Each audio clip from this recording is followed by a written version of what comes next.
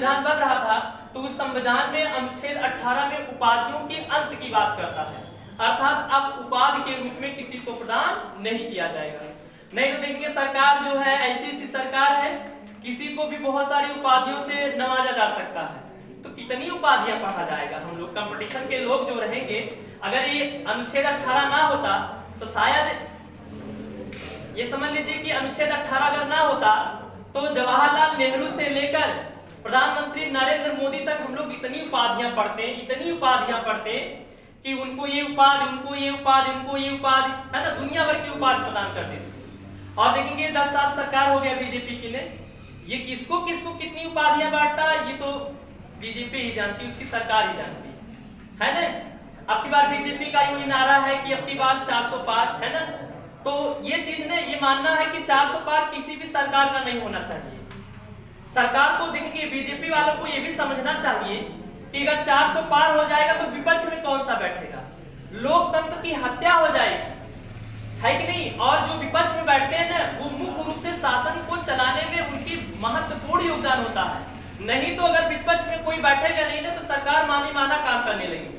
तो इससे ये चीज होता है कि 400 पार नहीं होना चाहिए, 200 से कम होना चाहिए। लोकतंत्र की ये प्रक्रिया, अगर 400 पार के हो गई तो बस वही है, रसिया और चाइना का हाल हो जाएगा भारत में।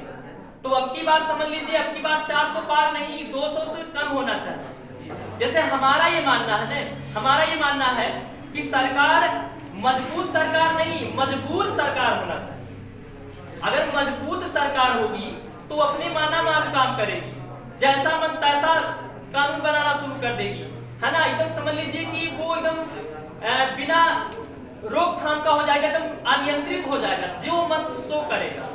तो मजबूत सरकार कभी नहीं चाहिए, है कि नहीं। कैसा सरकार चाहिए, मजबूर सरकार चाहिए। मजबूर मतलब गठबंधन युक्त सरकार चाहिए। और गठबंधन सरकार रहेगी ना तो सब मिलजुल कर काम करेंगे, सबकी बातों को सुना जाएगा, सबकी बातों को समझा जाएगा और जनता के हितों की रक्षा की जाएगी और उसमें जनता के मूल्यों को निर्धारित किया जाएगा। ये हमारा लोकतंत्र रहेगा।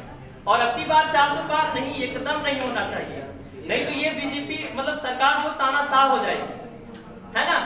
भाई हमारे कहने का मतलब किसी की भी सरकार बने लेकिन 400 पार मजबूत सरकार ना बने, मजबूर सरकार बने, गठबंधन युक्त सरकार बने।